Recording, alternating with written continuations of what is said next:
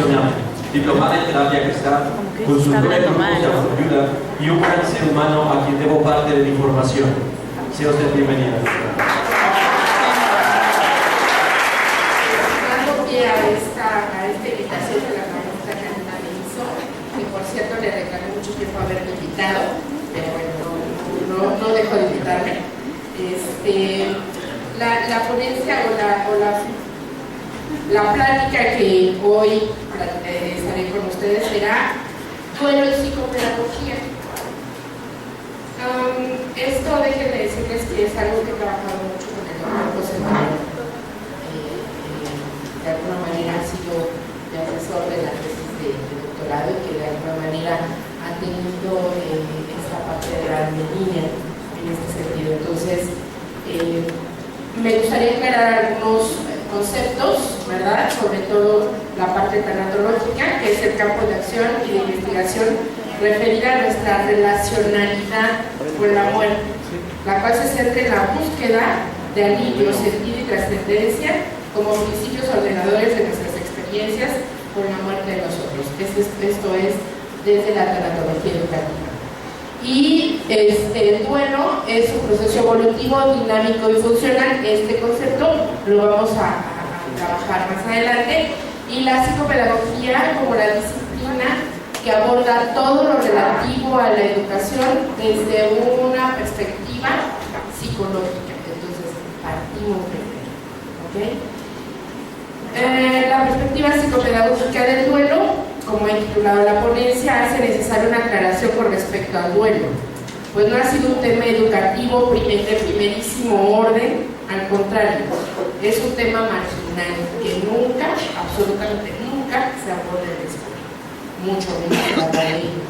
Ha surgido de entre las filas de la tanatología y no de la pedagogía o psicopedagogía. Concepción Bosch habla en el libro de la muerte y el duelo en el contexto educativo.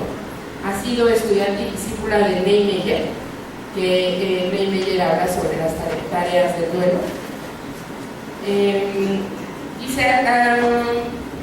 Habla desde lo teórico del duelo, lo tanatológico de la profesión. Agustín de Lerán es otro autor de libros como Didáctica de la muerte y Los caracoles mueren siempre, que también es un pedagogo de profesión como colaborador con la presidenta de la Asociación Española de Tanatología, Marcortina Selva, quien también ha escrito sobre educar en el duelo y la muerte a los niños.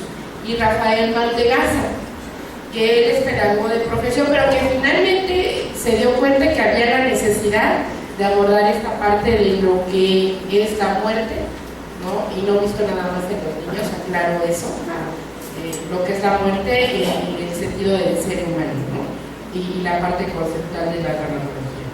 De tal modo que la preocupación por el proceso del duelo, su afrontamiento y la construcción del concepto de muerte en los niños y desde el ámbito escolar es un tema tanatológico, pero que necesita ser fundamentado y explorado desde la psicopedagogía, y también podemos verlo dentro de las competencias formativas a partir de las teorías del aprendizaje y la enseñanza. No se trata de importar mecánicamente estrategias psicoterapéuticas en la escuela, o sea, no se trata de que en el salón vamos a hacer la siguiente estrategia, no, se trata de que en ese momento el niño tiene una situación o el joven tiene una situación que vamos a hacer nosotros como ese cuerpo docente, como esa parte administrativa incluso de la escuela, ¿no? ¿Qué vamos a hacer? ¿A echarnos a llorar con el niño? Pues solamente tendríamos que escuchar. Y la otra es, recuerden que en las escuelas está prohibido la terapia. Eso es bien. Entonces, ¿cuál es nuestro papel desde esta perspectiva?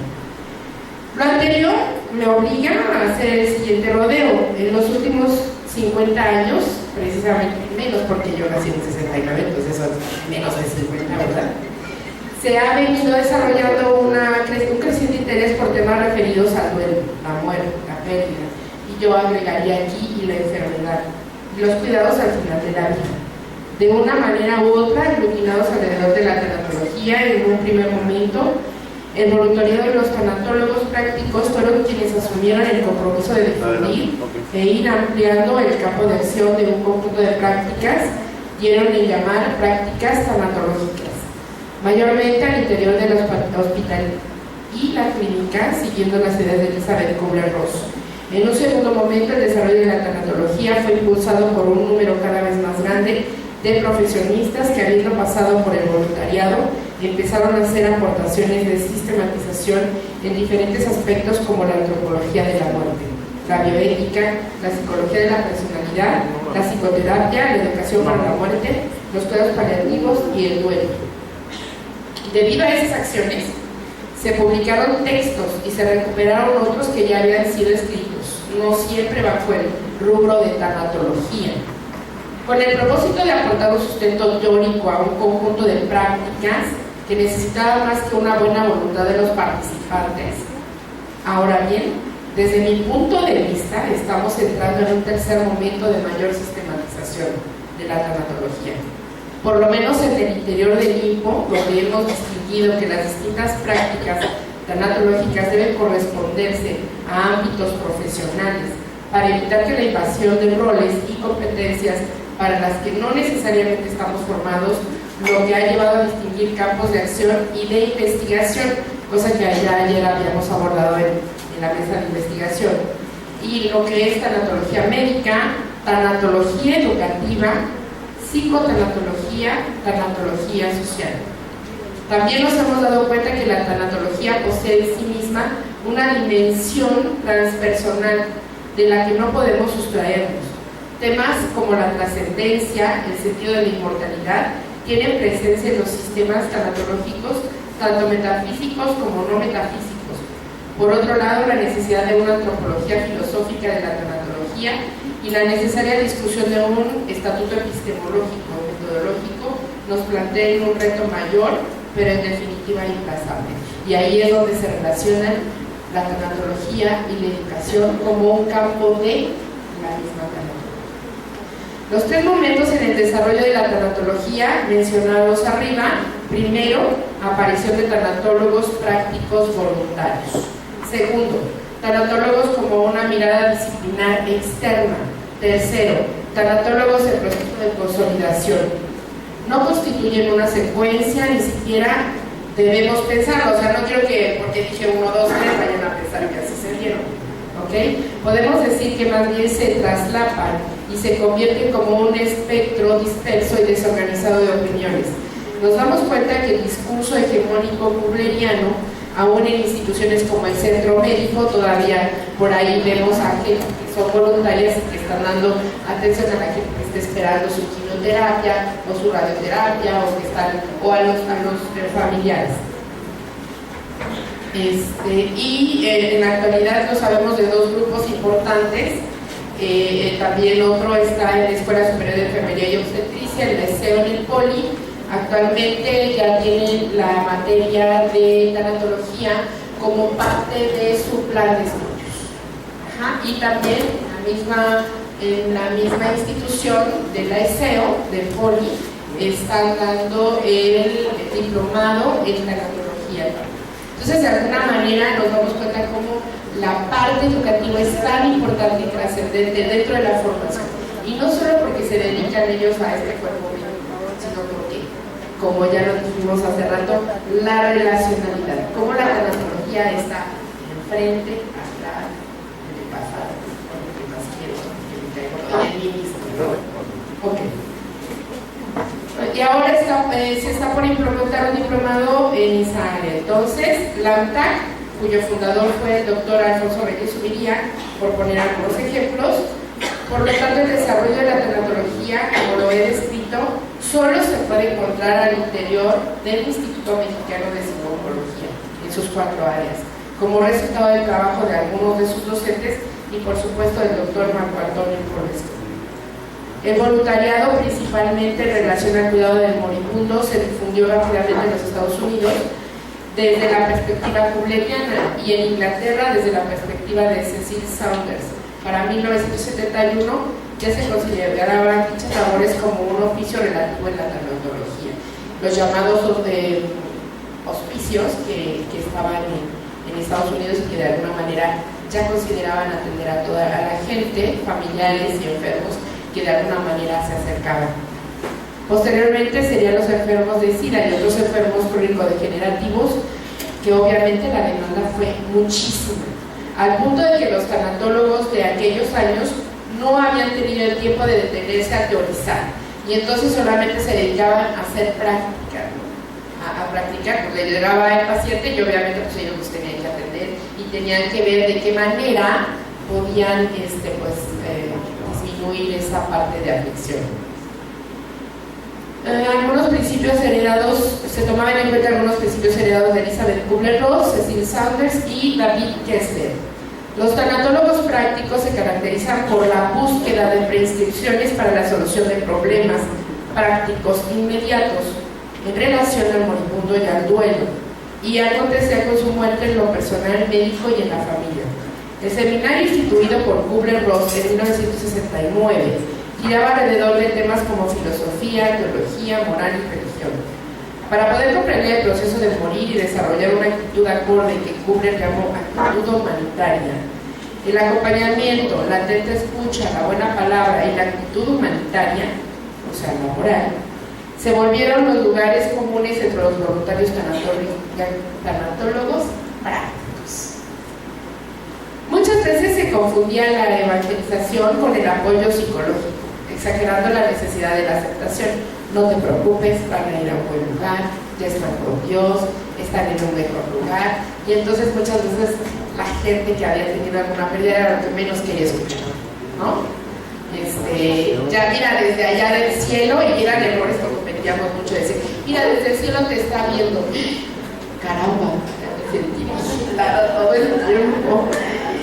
El mismo doctor Luis Alfonso Reyes Zuviría se vio la necesidad de reeditar el seminario de Kubler, ampliándolo con temas como la antropología, rito, mito y costumbre en relación con la muerte, psicología de la personalidad, psicopatología, suicidio, cuidados al final de la vida, filosofía existencial, religiones y su visión de la muerte, bioética y una cierta mirada al duelo de la familia y los amigos.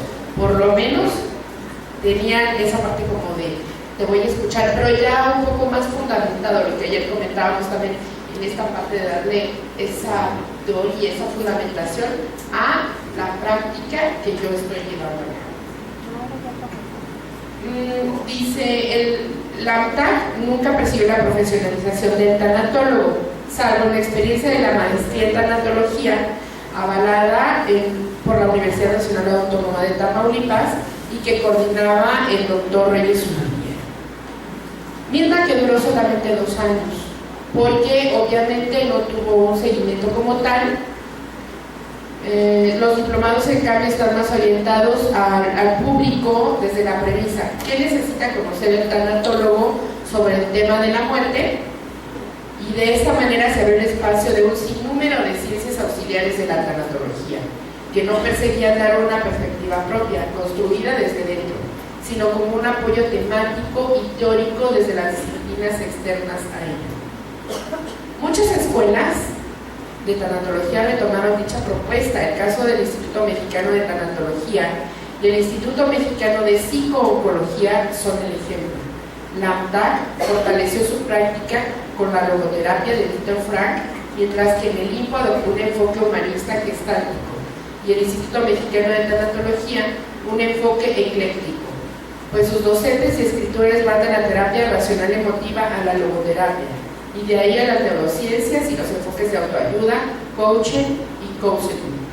De esta manera en México se desarrolla un enfoque disciplinar externo de la tanatología, donde las partes que la componen no son más que retazos de estudios sobre la muerte y el duelo, desarrollados al interior de otras ciencias como la antropología, la psicoterapia, la sociología, la medicina, la bioética y el psicoanálisis.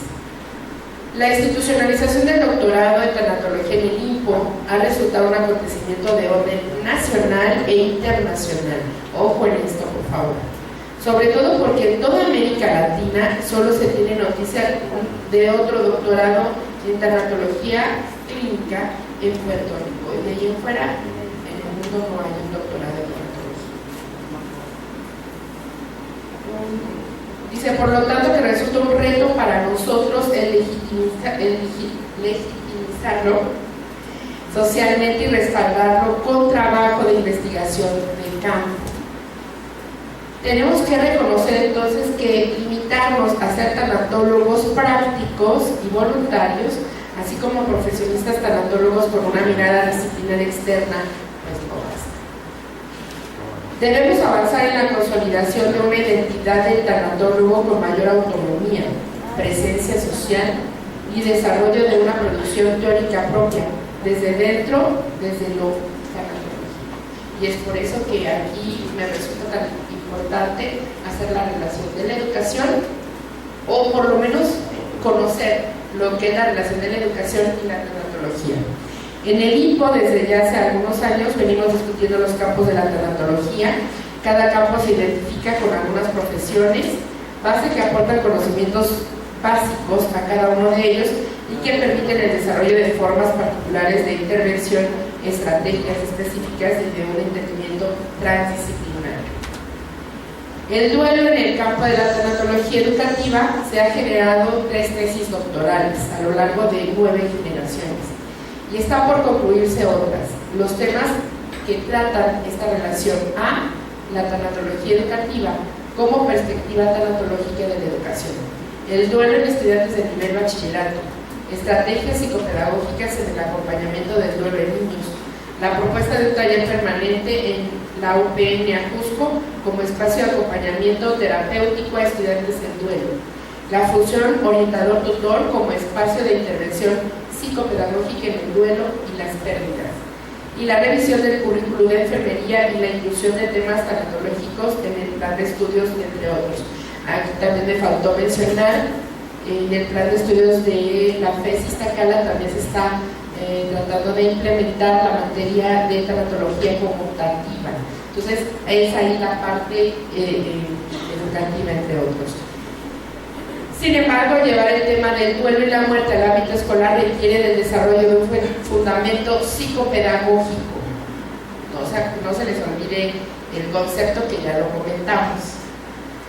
Que no se limite a dar recomendaciones o prescripciones tomadas de la psicoterapia, a dar consejos de qué hacer y de qué no hacer en el salón de clases, o incluso proponer tópicos temáticos tanatológicos para el programas de estudio en nivel preescolar, primaria o secundaria.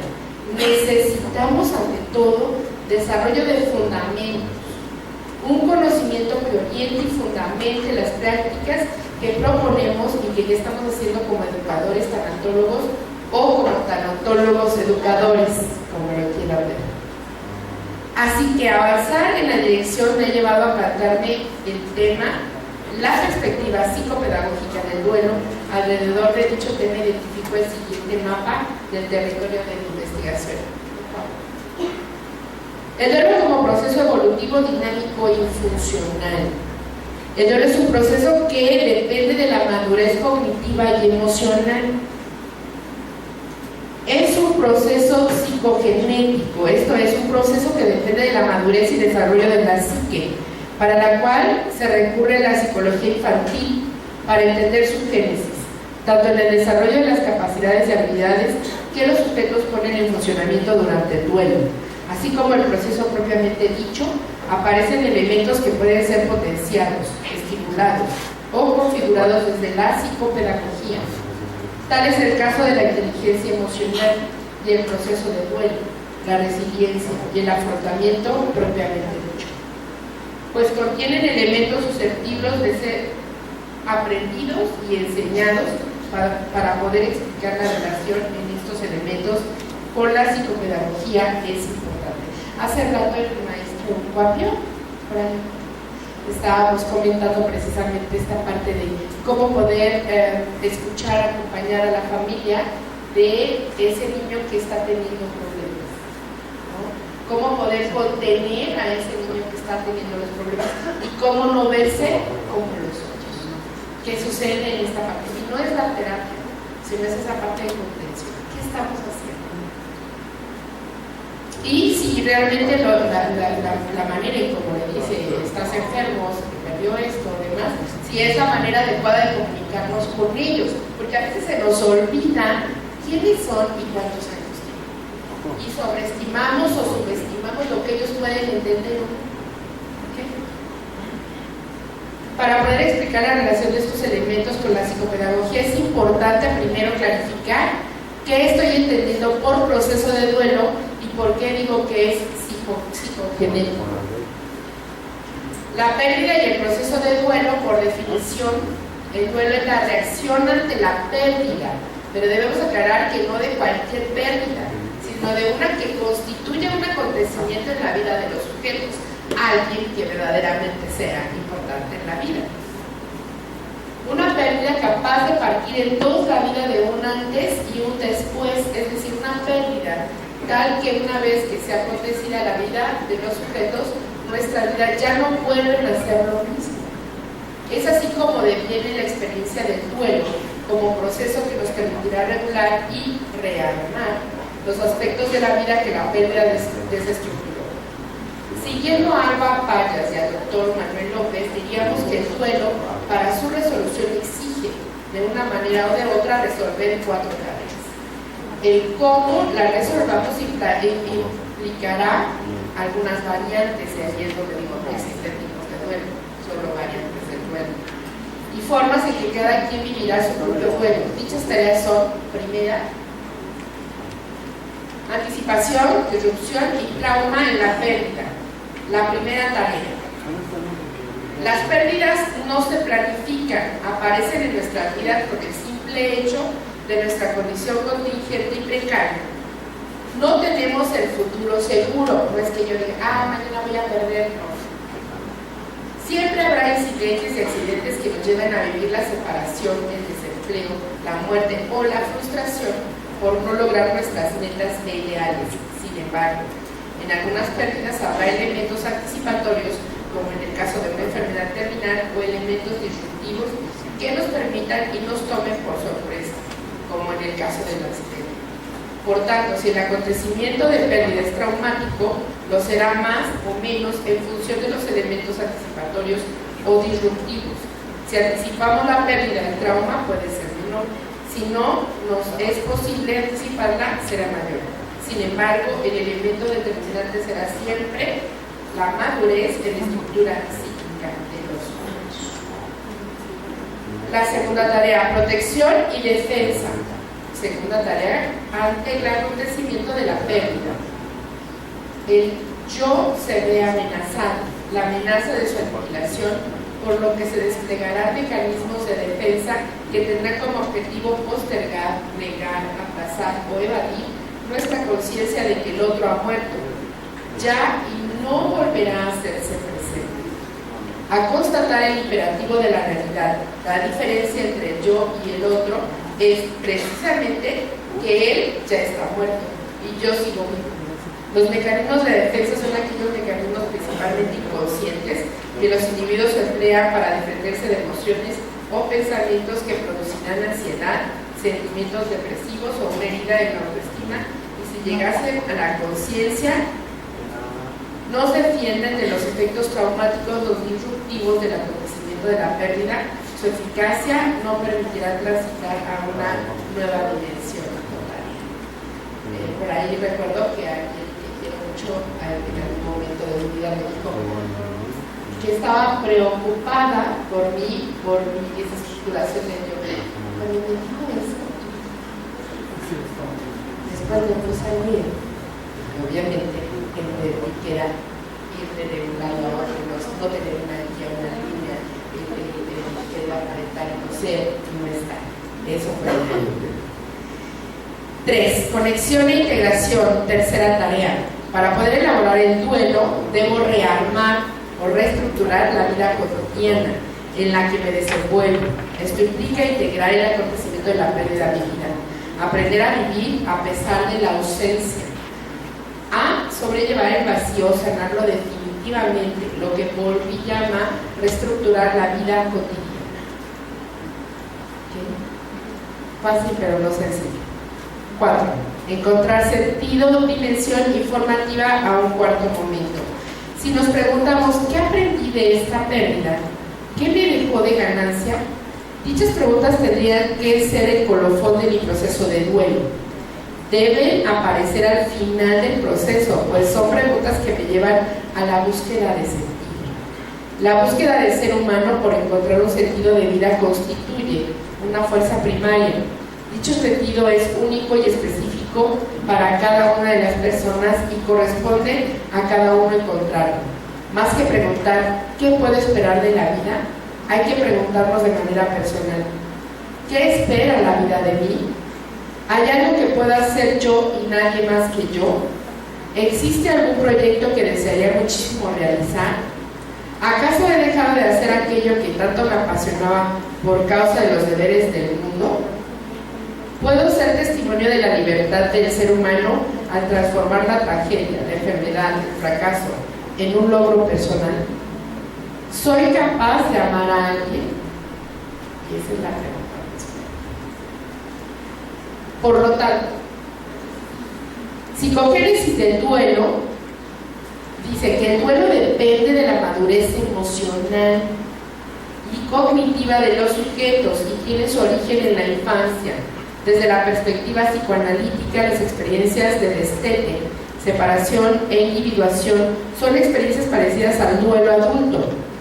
Al experimentarlas y poner en juego sus defensas y sus recursos emocionales, el niño configura las formas adecuadas de procesar una pérdida cuando ésta deviene en un duelo. Desde la perspectiva constructivista, el infante debe construir el concepto de muerte cognitivamente. Esto es, estructurar una serie de subconceptos como son irreversibilidad, o sea, la nunca va a regresar. La muerte es definitiva, no hay un regreso. Universalidad, nos pasa a todos, todo lo vivo se muere. El más guapo, el más feo, el más chaparro, el más alto, el más gordo, el más flaco, el de más dinero o el de sin dinero, todo el mundo se muere. Causalidad, siempre se muere de algo, de alguna cosa, como es la enfermedad, el accidente, el incidente, el homicidio, el suicidio. Y además la muerte es inevitable. Nadie puede ir en mi lugar. Siempre puede decir, oye, ¿te mueres por mí? Oye, ¿te mueres por el otro y te pago una lana? No, pues tampoco. Como imposible suplantar quién va a morir. El niño distingue estas funciones, las integra y las usa a partir de los 9 años a los 12. ¿Por qué? Porque sus etapas de desarrollo, obviamente, ya tienen otros conceptos, ya hay otras estructuras. Okay. Variación y dinámica en el duelo. La salud mental del sujeto deberá contribuir al afrontamiento normal del duelo, de ahí que las variaciones de esta vivencia dependerían de nuestro estado mental y de nuestros recursos al confesar la pérdida. Estos recursos son la personalidad, nuestro estilo de afrontamiento y nuestra capacidad de resiliencia.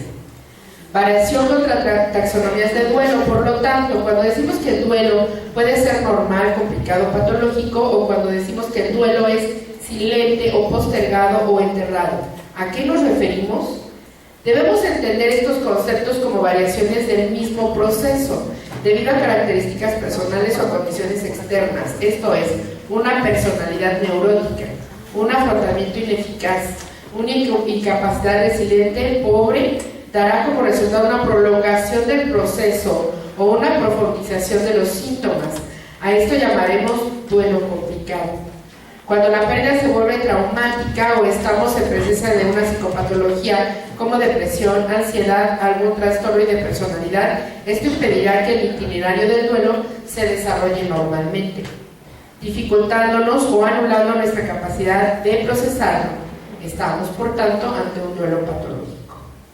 Por otro lado, la presión social, la moral y la franca prohibición respecto a expresar libremente lo que pensamos, sentimos y deseamos, llevará a complicar el proceso. Por tanto, debemos entender estos fenómenos como variaciones al proceso normal del duelo.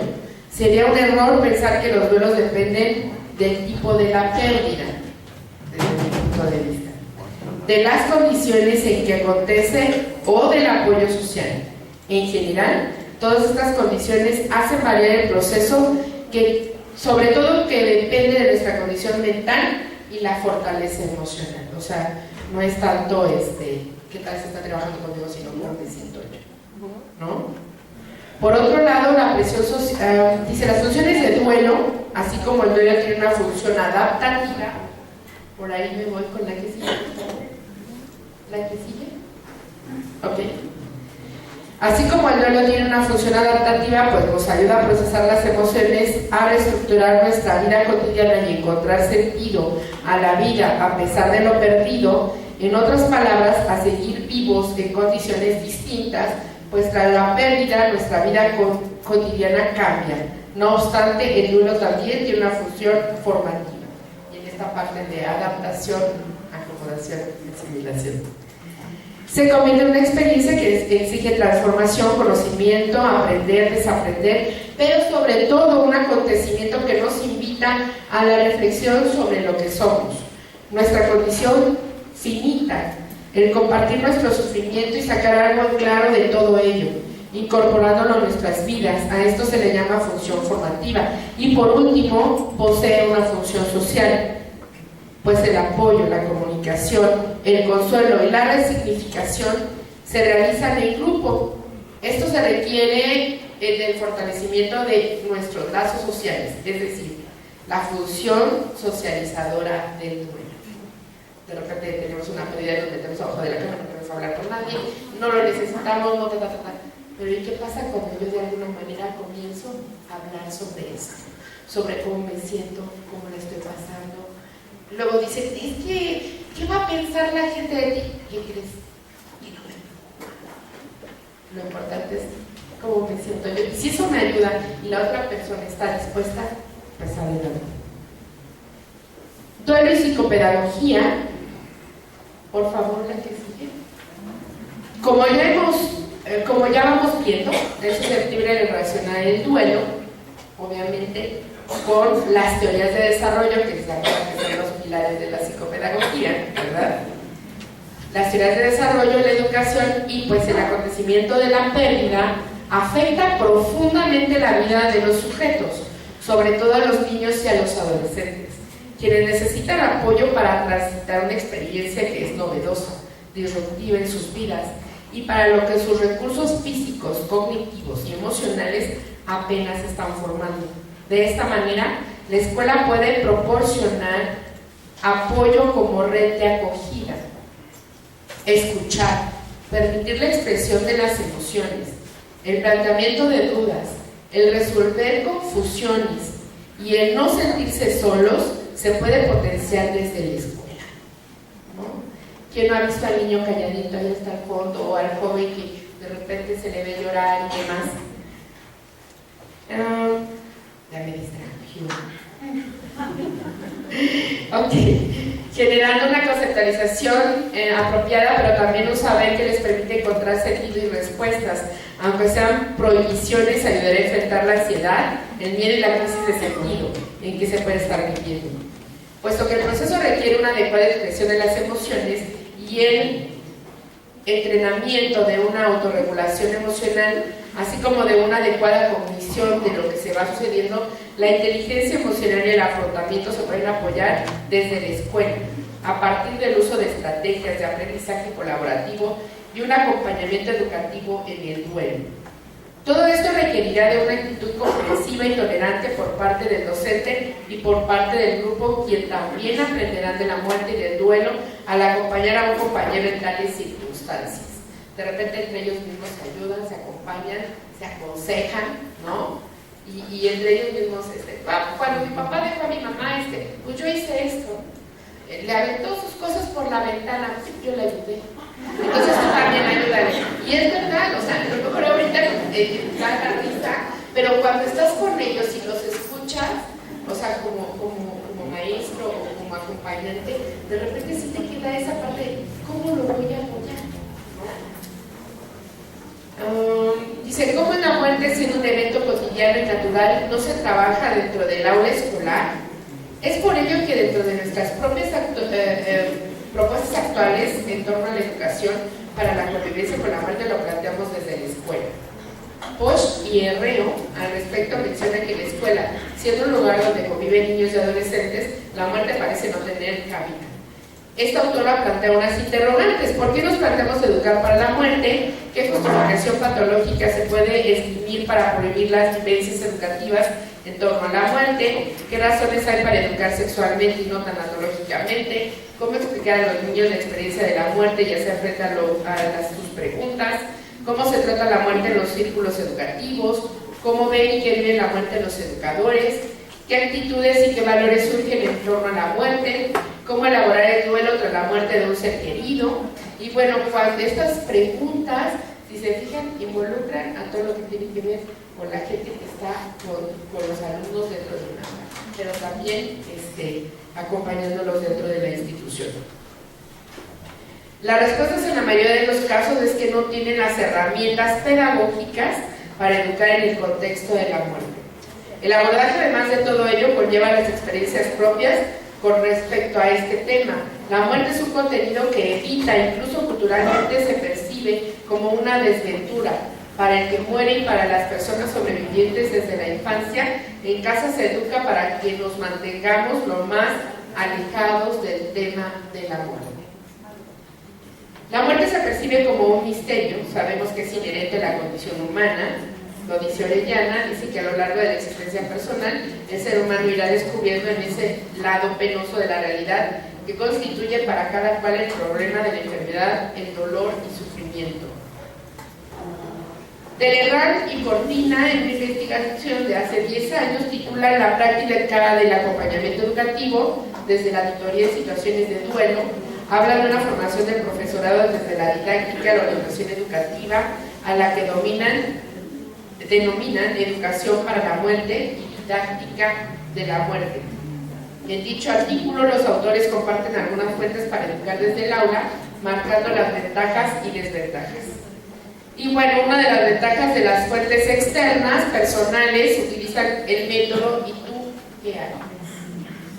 Para obtener información basada en el intercambio de experiencias. La ventaja es el enriquecimiento de que dan los testimonios y la desventaja es la inseguridad que se está transmitiendo. Es muy conveniente consultar a otros de forma informal, pero también de forma sistemática. Fuentes externas bibliográficas. Leer libros y artículos especializados pueden ayudar a pensar y ofrecer nuevas alternativas y puntos de vista. Fuentes externas e internas a la vez. Lo realmente útil es activar la conciencia surtida o obtenida de receptividad, conocimiento y empatía de autoevaluación. La fuente externa, el cultivo de uno mismo, y como consecuencia de ello muestra la madurez personal, profesionalidad, buen pensamiento, pensamiento ético, empatía y capacidad de escucha. Son los referentes mediatos más fiables de cualquier comportamiento didáctico. Esta es la mejor base de la preparación pedagógica del docente necesaria para educar para la muerte. Tal vez sea posible educar para la muerte porque la educación y las imágenes de la muerte comparten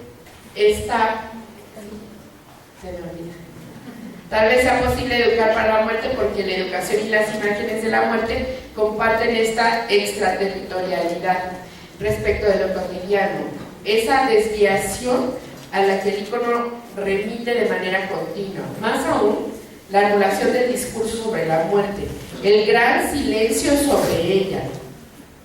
Puedes llorar, pero no me platiques porque me da mucha tristeza escuchar que tu mamá estaba y también llora con el otro. Entonces, más aún, la anulación del discurso sobre la muerte, el gran silencio, ya lo dije, empieza transformando el icono en imagen reproducible e insertable en el círculo mediático y sustrayendo por lo tanto aquel carácter de posterioridad que el icono mantiene dialécticamente en sí. Esto lo dice Mantegazza. Con base en Herrán y Cortina, así como en Posch, retoma algunas sugerencias realizadas para que se pueda comenzar a surgir una educación para la muerte desde el aula.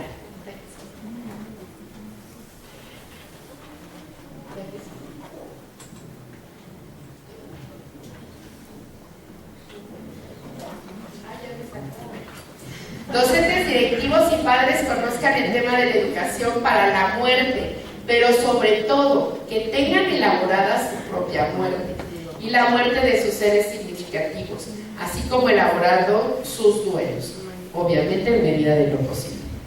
Acompañar en función de la educación las herramientas y los recursos personales del alumno. En su caso, poder detectar y canalizar al alumno con la persona experta. Esto es muy importante, porque de repente me doy como la tarea de ser el coaching, ¿no? O el darle consejos y consejos que ni yo misma lo sé. Construir una educación de la muerte en el marco de una educación para la vida. Esto es muy importante. Fomentar la acción educativa no solo en el placer y la felicidad, sino también en las situaciones que no se pueden eludir. De repente evito llevar a los niños porque no puedo explicar lo que pasa de la manera. O tampoco le puedo explicar por qué se murió su mascota. Formar a los docentes en la psicología ante la muerte, así como en las herramientas para el trabajo del duelo. Sugerir y crear instrumentos que faciliten la comunicación y el intercambio de evidencias en torno a la muerte. El objetivo sería que cada docente sea capaz de orientar a sus alumnos en situaciones previas y posteriores a una muerte, tomando en cuenta que para la mayoría de los estudiantes de escuela es una red de apoyo. Esto es muy importante, ¿no? Porque pasan gran parte en la escuela. Y los docentes son figuras significativas. Sabemos que la tarea, pues obviamente no es fácil, pero también sabemos que ya estamos iniciando este camino. Y obviamente cada quien, con sus esfuerzos, con su compromiso, con su ética, tendrá que comenzar a prepararse. La muerte es un tema de prejuicios donde lo que más se agradece no son los consejos, sino las actuaciones. Por lo que los cambios curriculares son una necesidad apremiante, pero también los cambios en los docentes, para poder hablar, actuar de forma congruente. Y eso sería todo. Muchas gracias.